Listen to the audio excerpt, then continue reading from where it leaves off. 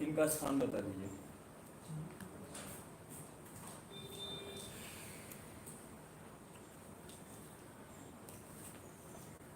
अभी सारे कामों को विराम दे दीजिएगा और अच्छी तरह से सीधे होकर के बैठिएगा।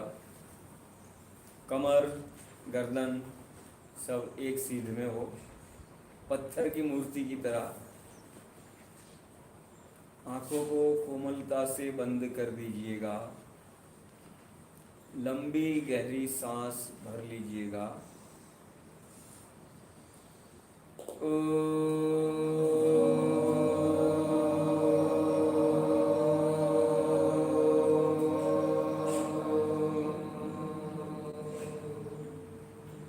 गायत्री मंत्र का उच्चारण। ओम भूर्भुवः स्वः तत्सवितुर्वरेण्यं भर्गो देवस्य धीमहि धियो यो नः प्रचोदयात्। नैतिक शिक्षा शिविर, इस शिविर का नाम क्या है? इसमें आप सभी लोगों का स्वागत है। इसमें आप लोग बहुत ध्यान से सुनेंगे, फिर लिखेंगे और विचारेंगे और फिर इसको व्यवहार में लाएंगे, प्रैक्टिस करेंगे उसकी, तो आपका जीवन महान बन जाएगा। आपके लिए ये गोल्डन चांस है। क्या है? गोल्डन चांस है, जो सुवर्ण अवसर है, गोल्डन चांस कहते हैं। तो इसमें सारी बातों को, एक एक बातों को जाने नहीं देना है, टेकन फॉर ग्रांटेड नहीं लेना है और अच्छे से सीरियसली उसको लेना है, गंभीरता से लेना है, सीरियसली लेना है। आपके पास ये सत्य सिद्धांत पुस्तक है। उस पुस्तक में पेज नंबर तो नहीं है, ये टाइटल है, उसके पीछे, टाइटल के पीछे इस प्रकार का है, विद्या पढ़ने से पूर्व ईश्वर से प्रार्थना। ये मिला आपको? जहाँ इंडेक्स है वहाँ उसके ऊपर, इंडेक्स के ऊपर, हाँ, क्या लिखा है? कौन पढ़ेगा आप में से? ये टाइटल क्या लिखा है? पढ़िए, क्या लिखा है? विद्या पढ़ने से पूर्व ईश्वर से प्रार्थना। हाँ, अब ये प्रार्थना कौन सी है? ओम सहना भवतु। आप में से किस किस को याद है ये? इतने 1 2 3 लोगों को याद है, बाकी के याद नहीं है, 4 5 लोगों को याद है। ठीक है, तो आप सबको भी हर क्लास में इस प्रार्थना को हम बोलेंगे तो याद रह जाएगी। ठीक है, एक बार मैं बोलता हूँ, आप इसका अनुकरण करिएगा, आप उसको रिपीट करिएगा। ओम सहना भवतु। बोलिए।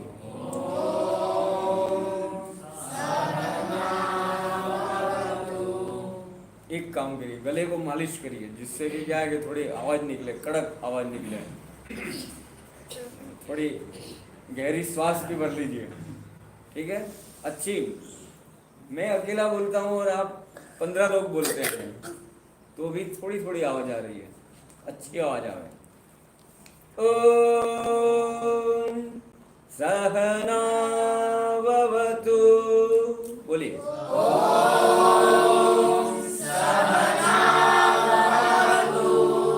सहनौ भुनक्तु सह वीर्यं करवावहै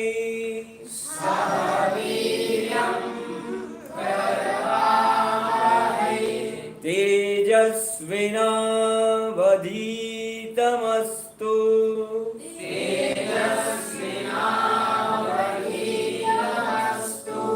मा विद्विषावहै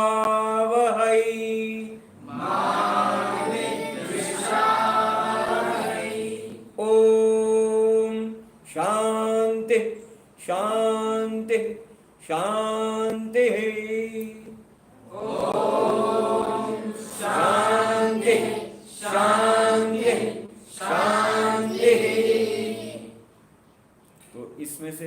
करके बोलना है। जब तक आपको याद नहीं रह जाता है तब तक आपको इसमें से देख करके बोलना है, बाकी आगे याद कर लेंगे।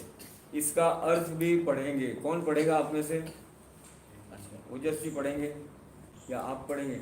आप पढ़ेंगे, चलो आप पढ़ें, पढ़िए। हे ईश्वर, हम दोनों गुरु और शिष्य की साथ साथ रक्षा करें। हम दोनों को साथ साथ सुख प्रदान करें। हम दोनों का साथ साथ बल बढ़ाए। हम दोनों का पढ़ाना तेजस्वी हो। हम परस्पर द्वेष न करें। आत्मिक दुख, आदि भौतिक दुख और आदि दैनिक दुख हमारे से दूर हो। तो देखिए, यहाँ पर ईश्वर से प्रार्थना की जाती है। आप जो है इसका अर्थ भी आपका जब टाइम हो, खाली टाइम, उसमें आप इस मंत्र को भी लिखें अपनी नोटबुक में और उसके अर्थ को भी लिखें। इसको कॉपी करें और फिर याद करने का प्रयास करें। 1 बार लिखिए, 2 बार लिखिए, 8 बार लिखिए, जब तक याद न रह जाए तब तक इसको लिखना है। तो इसका अर्थ क्या है? पहली लाइन जो है ओम सहना भवतु, उसका अर्थ है हे ईश्वर, हम आपसे प्रार्थना करते हैं कि हम दोनों, तो दो कौन है यहाँ पर? गुरु और शिष्य। और तीसरा है कौन? ईश्वर। तो दोनों मिलकर के गुरु ईश्वर से प्रार्थना करते हैं कि हे ईश्वर, हम दोनों को यानी कि गुरु और शिष्य को हमारी रक्षा करो, दोनों की साथ साथ रक्षा करो।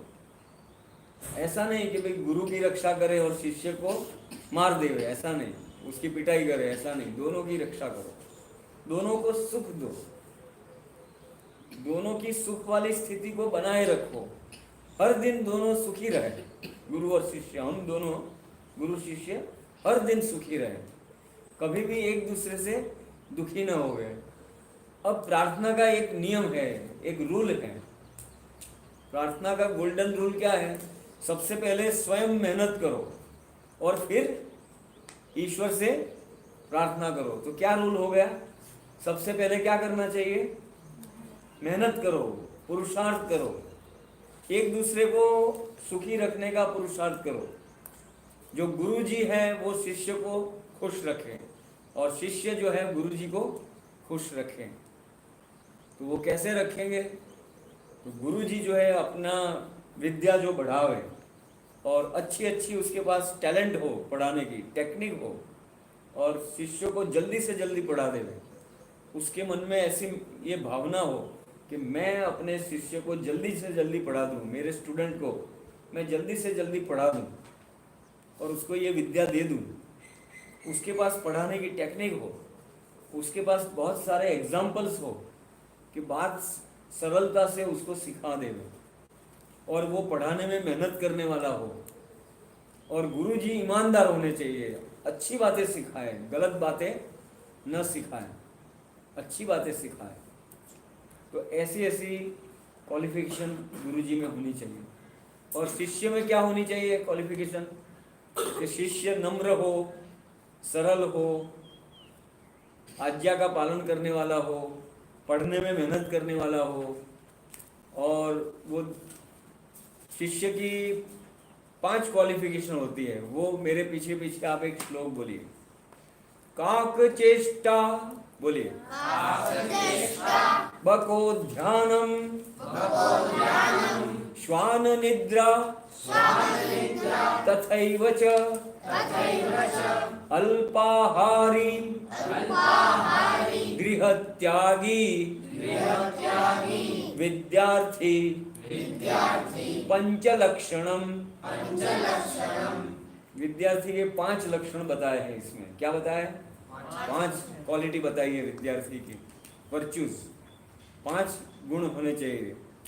तो काक चेष्टा, काक माने क्या? कौवा। काक माने क्या? कौवा, गुजराती में कागड़ो। तो कौवे जैसी चेष्टा। आपने कौवे को देखा? कौवा कहीं पर बैठा है तो क्या करेगा? उसकी मुंडी हिलती रहती है। तो जहाँ से भी कुछ देखने को मिलता है वो देखते रहता है, वो हर समय अलर्ट रहता है। कौवे से क्या करना है, सीखना है, हर समय अलर्ट रहना है, सावधान सतर्क रहना है। हमको जहां से भी विद्या मिलती है उस विद्या को ले लेना है, हमको ऐसे अलर्ट रहना है। और कौवे की दूसरी क्वालिटी ये है कि कौवा अकेला नहीं खाता है कभी। क्या समझे, कौवा को कोई खाने की चीज मिल गई तो वो काव काव काव करके सबको, अपने साथीदार को बुलाएगा, तो अकेला नहीं खाता है। तो हम लोग भी जो है स्टूडेंट्स होते हैं वो साथी हैं, तो अकेले कोई वस्तु मिले तो उसका उपभोग न करें, साथ मिल करके करें। कोई अच्छी चीज सीखने को मिली तो भी शेयर करें। कौवा जो है वो शेयर करना सिखाता है, मिल बांट करके रहना सिखाता है, मिलजुल करके रहना सिखाता है। तो कौवे से ये दो क्वालिटी ले लेनी चाहिए। आप कुछ कह रहे थे? हाँ, आपको सामने देखना है, ठीक है, इधर ध्यान रखो। अगली बात, काक चेष्टा, ये हो गया, कौवे जैसी चेष्टा स्टूडेंट को रखनी चाहिए। दूसरा, बको ध्यानम, बक कहते हैं बगुले को, किसको कहते हैं? बगुले को। तो बगुला जो है पानी में खड़ा रहता है और एक टांग उठा लेता है, एक टांग उठा लेता है, जैसे कि वो ध्यान करता है, बिल्कुल स्थिर पत्थर की मूर्ति की तरह होता है। वो ध्यान करता है, लेकिन उसका ध्यान किसके लिए होता है? मच्छी के शिकार के लिए। तो जैसे ही मच्छी आई तुरंत चांच में से उठा लेता है। तो विद्यार्थी बहुत ध्यान से रहे, उसका ध्यान जो है कक्षा में गुरुजी के शब्द और उसके अर्थ क्या है, उनका संबंध क्या है, उसके साथ रहे। तो ये विद्या पढ़ने का ढंग है। विद्या पढ़ने के लिए सबसे पहले हमको अच्छी तरह से सुनना चाहिए। विद्या पढ़ने के लिए अच्छी तरह से सुनना चाहिए, सुनने का अभ्यास बनाना चाहिए। सुनते समय कोई चंचलता नहीं करनी है, न पेन से कुछ लिखना है, न कोई पड़ोसी से कोई ये करना है, हाथ पांव भी नहीं हिलाने हैं, ठीक है, स्थिर बैठना है। और आत्मा जो है उसको मन के साथ जोड़ते हैं, आत्मा को मन के साथ जोड़ते हैं और मन को कान के साथ जोड़ते हैं। और फिर जो है गुरुजी के जो शब्द आते हैं और उसके अर्थ आते हैं, उनका क्या रिलेशन है, संबंध क्या है, उसके ऊपर विचार करते हैं, उसके ऊपर विचार करते हैं और ऐसे ऐसे सारा ग्रहण किया जाता है। तो इस प्रकार से जो ग्रहण करना है वो श्रवण है। यदि हम क्लास में तो हैं फिजिकली प्रेजेंट लेकिन मेंटली एब्सेंट है तो हमको विद्या आएगी पकड़ में? नहीं आएगी। हम क्लास में हैं और कुछ हमको निद्रा तंद्रा आ रही है, हमने सुबह बहुत खा लिया है और हमको थोड़े झोले आ रहे हैं, झटके आ रहे हैं नींद के, तो विद्या आएगी क्या? नहीं आएगी। एक क्लास में गुरुजी ने पाठ पढ़ाया कि दिल्ली में कुतुब मीनार है। क्या पाठ पढ़ाया? दिल्ली में कुतुब मीनार है। फिर जो है एक लड़का जो था, स्टूडेंट था, वो ऐसे ही झटका खा रहा था, उसको उठाया, विजय उठो, मैंने क्या पाठ पढ़ाया? तो उसने कहा दिल्ली में कुत्ता बीमार है। तो ये क्या हुआ? ये इसने पाठ ठीक से पढ़ा? गुरुजी ने पाठ पढ़ाया कि माँ अजमेर गई है और वो ऐसे कुछ निद्रा तंद्रा में था। भाई सुनील, मैंने क्या पाठ पढ़ाया? बोले माँ आज मर गई है। तो अनर्थ हो गया ना, घोटाला हो गया नहीं? है? एक ने आकर के कहा, एक व्यक्ति ने सूचना दी, चिड़िया का बच्चा मर गया, चिड़िया का बच्चा मर गया। तो फिर दूसरे से पूछा, भाई इन्होंने क्या कहा? बोले सीरिया का बादशाह मर गया। सीरिया नाम का एक कंट्री है ना, सीरिया का बादशाह मर गया। वो चिड़िया का कर दिया सीरिया और बच्चे का कर दिया, बच्चे का बादशाह कर दिया। बादशाह माने किंग। सीरिया का बादशाह मर गया, क्या ये मतलब? तो ये तो ठीक नहीं है ना। तो ध्यान से सुनो, नहीं तो घोटाले हो जाएंगे, कुछ का कुछ समझ लेंगे हम। तो गुरु और शिष्य एक दूसरे की रक्षा करेंगे। कैसे करेंगे? स्टूडेंट जो है बहुत मेहनती हो पढ़ने में, और पाठ जो चलने वाला है, लेसन जो चलने वाला है, पहले तैयारी करके आवे। अब आपको बुक दे दी गई है तो आपको रोज इस बुक को पढ़ना है, पहले से तैयार करके आना है। फिर कक्षा में, क्लास में सावधानी से पढ़ना है, और कक्षा के जाकर के उसको दोहराना है, रिपीटेशन करना है। फिर जो है शिष्य की दूसरी क्वालिटी कि वो श्रद्धालु हो, गुरुजी की निंदा न करे, या करनी चाहिए? क्या करना चाहिए? गुरुजी की निंदा करनी चाहिए, हाँ या ना? नहीं करनी चाहिए। और सत्यवादी भी हो, सच सच बोलने वाला हो, छल कपट न करे। और जो गुरुजी पढ़ाते हैं उससे उल्टा अर्थ लेना चाहिए या नहीं लेना चाहिए? नहीं लेना चाहिए। और जो स्टूडेंट है वो डिसिप्लिन में चलने वाला होना चाहिए, टाइम टेबल के अनुसार चलने वाला। टाइम टेबल लिख दिया गया है ना, टाइम टेबल से चलने वाला। और उसकी भोगों में रुचि न हो, ये खा लूँ, ये देख लूँ, ये कर लूँ, ऐसी रुचि न हो। और उसकी ग्रास्पिंग अच्छी हो, और तीव्र बुद्धि हो, तेल बुद्धि हो। तेल बुद्धि, तो अब जो है इसमें से एक टॉपिक निकला कि तेल बुद्धि किसको कहते हैं। तो इस संसार में 3 प्रकार की बुद्धि होती है। कितने प्रकार की? 3 प्रकार की। पहली बुद्धि रबड़ बुद्धि, दूसरी लक्कड़ बुद्धि, और तीसरी तेल बुद्धि। अच्छा, रबड़ बुद्धि किसको कहते हैं? जो चीजें रगड़ देते हैं। जैसे कि रबड़ होता है, हम हेयर बैंड डालते हैं ना, तो उसको हम खींचेंगे तो क्या होगा? खींच जाएगा, स्ट्रेच हो जाएगा। और छोड़ देंगे तो वापस वैसा का वैसा। तो जिसको हमने पढ़ाया तो पढ़ते समय कुछ कुछ याद रहा, और बाद में उसको छोड़ दिया तो वैसा का वैसा हो गया, उसके दिमाग में कुछ नहीं रहा, साफ हो गया, वेपर हो गया। हैं? पहले था वैसा हो गया। हाँ, पहले था वैसा ही होगा। आगे आगे पढ़ते जाओ, पीछे पीछे भूलते जाओ। सारी रात पढ़ते हम फिर भी नंबर आते कम। सारी रात पढ़ते हम फिर भी नंबर आते कम, कहो क्या करें हम। तो ऐसा नहीं होना चाहिए। तो रबड़ बुद्धि ये होता है कि उसको पढ़ाने के टाइम पे थोड़ा थोड़ा आता है, बाकी छोड़ देते हैं तो कुछ साफ हो जाता है, वो रबड़ बुद्धि। और काष्ठ बुद्धि यानी कि लक्कड़ बुद्धि। लक्कड़ बुद्धि इसको कहते हैं। लकड़ी का स्वभाव क्या है कि एक लकड़ी का एक ब्लॉक है, उसमें आप एक छोटी कील लेकर के, छोटी ड्रिल लेकर के उसमें छेद करो तो कितना छेद होगा? छोटा। और मीडियम ड्रिल लेंगे तो क्या होगा? मीडियम छेद होगा। होल कितना होगा? मीडियम। और बड़ा ड्रिल लेंगे तो उसमें बड़ा छेद होगा।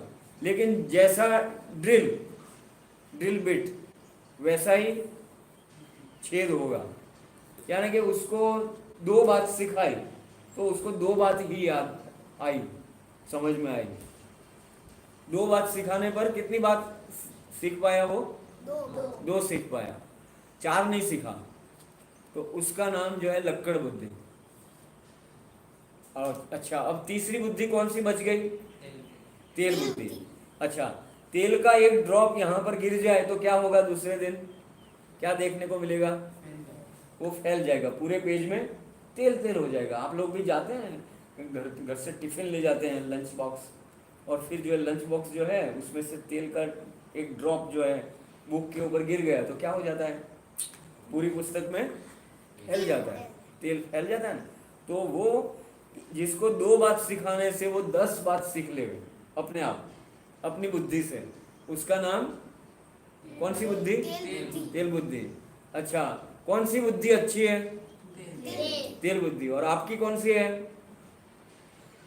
तो तेल बुद्धि बनानी है हमको। मेहनत करेंगे तो हमारी बुद्धि भी तेल बुद्धि हो जाएगी। तो ये हुए कुछ विद्यार्थी के 5 लक्षण में से 2 लक्षण हुए। एक तो कौवे की चेष्टा हो, कौवे जैसा इसका हो, और बगुले जैसा ध्यान हो। और उसकी नींद कैसी होनी चाहिए स्टूडेंट की, जो स्टूडेंट है उसकी नींद कुत्ते जैसी होनी चाहिए। हमने क्या कहा? श्वान निद्रा। क्या कहा? श्वान निद्रा। हाँ, तो कुत्ता जो होता है उसके सामने थोड़ी इतनी भी आवाज आती है ना, इतनी आवाज, तो भी वो जाग जाता है। इतनी आवाज। हमको भी जाग जाने का। हाँ, हमको भी जो है हर समय जागृत रहने का। कि थोड़ा आराम ले लिया, कुत्ता जो है थोड़ा आराम लेता है, और थोड़ी इतनी आवाज होती है तो जाग जाता है। तो आप लोग भी जो है सोने में ज़्यादा ये न करें, लोभ न करें सोने का, और फटाफट जैसे उठना है वैसे उठा, जब उठावे, जिस समय भी उठावे तुरंत उठ जावे, तुरंत फ्रेश 2 मिनट में, और काम पर लग जाए।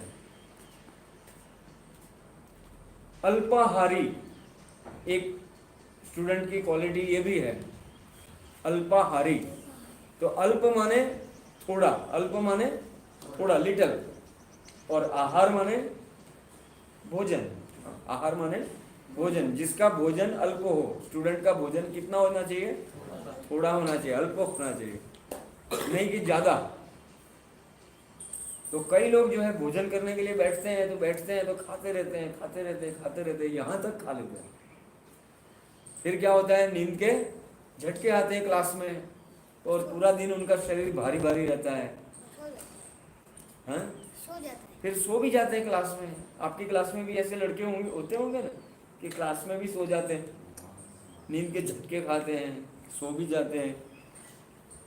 फिर टीचर उनको चौक मार करके उठाता है कि ये क्यों सो गया, गेट अप, ऐसा कर देते हैं ना। तो श्वान के जैसी, कुत्ते जैसी निद्रा होनी चाहिए, हर समय जागृत। और अल्पाहारी, तो अल्प भोजन होना चाहिए। तो एक हम कविता की 2 पंक्ति बोलेंगे, मेरे पीछे पीछे बोलिए। पेट की मोटर में भोजन की सवारी कम भरो। सवारी माने पैसेंजर, सवारी माने पैसेंजर। पेट की मोटर में भोजन की सवारी कम भरो, फेल हो जाएगी ठसाठस भरने के बाद। यदि हमने ठसाठस भर लिया, ठूस दिया, ठूसा-ठूस भर दिया, तो ये मोटर हमारी, ये शरीर की जो है पेट की मोटर बिगड़ जाएगी, हमको रास्ते में ये छोड़ देगी। तो क्या होगा? हम बीमार हो जाएंगे, कोई नाक बह जाएगी, सर दर्द हो जाएगा, पेट दर्द हो जाएगा, दस्त लग जाएंगे, और हमारी पढ़ाई भी चली जाएगी। तो अल्पाहारी बनना है, इसका तात्पर्य ये है कि स्टूडेंट अल्पाहारी बने। हम जो है हमारे पेट के जो है, यदि 100% मान लेवे कि ये पेट जो है पूरा भर जाए तो 100%, तो उसमें से 25% हम सॉलिड से भरेंगे, यानी कि ठोस पदार्थ से भरेंगे। ठोस माने सॉलिड्स, तो जैसे कि रोटी, चावल और ऐसी पूड़ी, ये सब जो है, रसगुल्ला, ऐसी चीज़ ठोस होती है, उससे भरेंगे 25%। और 25% जो है किससे भरेंगे? लिक्विड से भरेंगे। 25% लिक्विड से भरेंगे, तो कितना हो गया? 50%। 50% थोड़ा कम रहा, चलो अपने 50% सॉलिड से भरेंगे। कितना? 50% सॉलिड से भरेंगे, और 25 लिक्विड से भरेंगे। तो लिक्विड में क्या क्या आएगा? दाल आएगी, सब्जी की रस आएगा, सब्जी का झोल आएगा, फिर जो लस्सी आएगी, छाछ आएगी, पानी आएगा, कोई दूध आएगा। तो ये लिक्विड हो गया। और अब कितना हुआ? 50 + 25 75 हुआ। अब 25 को छोड़ देना है, किसके लिए? पाचन के लिए। तीन स्टेट होते हैं ना, एक सॉलिड और एक लिक्विड, और तीसरा कौन सा आएगा? गैस, एयर के लिए।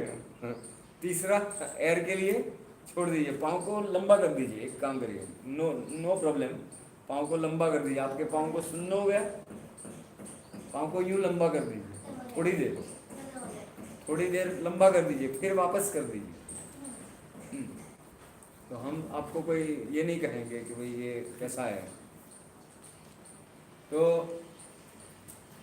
25% एयर के लिए बचाना चाहिए, गैस के लिए बचाना चाहिए, नहीं तो फिर उसमें फर्मेंटेशन होगा, गैस होगी, वो जाएगी कहाँ, उसके लिए भी छोड़ना चाहिए। तो 25% छोड़ करके खाना चाहिए, तो वो व्यक्ति हमेशा स्वस्थ रहता है, स्वस्थ रहता है, हेल्दी रहता है, और बुद्धि भी अच्छी चलती है उसकी। जो कम खाता है उसकी बुद्धि भी अच्छी चलती है। अल्पाहारी। और पांचवी बात है गृह त्यागी। क्या है? जो स्टूडेंट है वो घर की चिंता को छोड़ देवे। घर की चिंता किसको करनी होती है? किसको करनी होती है? पेरेंट्स को। तो वो घर के जो काम है वो पेरेंट्स करेंगे। हाँ, हम उनका कोई काम जो बताएंगे उस काम को करेंगे, लेकिन कौन मेहमान आएगा, कहाँ से आएगा, उसके लिए क्या व्यवस्था देनी है, और ये वो, और किसका विवाह में क्या जाना है, किसको क्या करना है, तो वो सब हमारा विषय नहीं है। उसमें डीपली नहीं जाना है, घर की बातों में डीपली नहीं जाना है, उनसे थोड़ा दूर हट करके रहना है। अपने स्टडी में ही टाइम कम पड़ता है, वो कहाँ हम करने जाएंगे, उसकी चर्चा करने कहाँ जाएंगे। तो घरेलू काम में इतना इन्वॉल्व नहीं होना है। तो ये गृह त्यागी, जैसे कि आप अभी क्या है, गृह त्यागी है या नहीं है? आपका घर यहाँ है नहीं है, आपने गृह का क्या कर दिया? त्याग कर दिया। तो यहाँ आपको विद्या अच्छी आएगी। घर पे रहते हुए इतनी विद्या नहीं आएगी, आपको ऐसा लगेगा ये तो चमत्कार हो गया, हमने 8 दिन में इतना सारा सीख लिया। अब आपको मैं प्रश्न करता हूँ कि आप लोग घर पे रहते थे, तो कई आप में से तो कई तो ऐसे होंगे कि जो 8 बजे उठते थे, और आज आप लोगों ने क्या क्या किया 8 बजे से पहले पहले? आज जो है 8 बजे से पहले पहले आपने क्या क्या किया? आपने मंत्र पाठ किया, फिर व्यायाम किया, फिर यज्ञ किया, फिर स्नान किया या नहीं किया? स्नान भी किया आपने। तो इतनी सारे काम कर लिया आपने। और ध्यान किया, ध्यान भी किया, आप लोगों ने ध्यान किया ना। तो इतने सारे काम कर लिए। और आपके जो साथी हैं जो सिटी में, वो 8 बजे 8:30 बजे तो उनकी नींद खुलती है, हैं? और वो भी उनके पेरेंट्स उनको जगाते हैं जोर दे करके, तब वो उठते हैं। तो आपने कितने सारे काम कर लिए। तो ये जो है आप गृह त्यागी है इसलिए कर पाए, घर पे कर पाते इतना? हाँ, घर पे कोई इतना आपका कोई अभ्यास नहीं है, ऐसी सिस्टम नहीं है घर में जल्दी उठने की। तो आप लोग बहुत सीख जाएंगे यहाँ पर। तो ये जो है आज का पाठ, विद्यार्थी के 5 लक्षण। कितने लक्षण होते हैं? 5 लक्षण विद्यार्थियों के। तो ये पाठ मैंने आपको पढ़ाने का प्रयास किया। अगली चर्चा अगली क्लास में करेंगे। धन्यवाद, नमस्ते जी।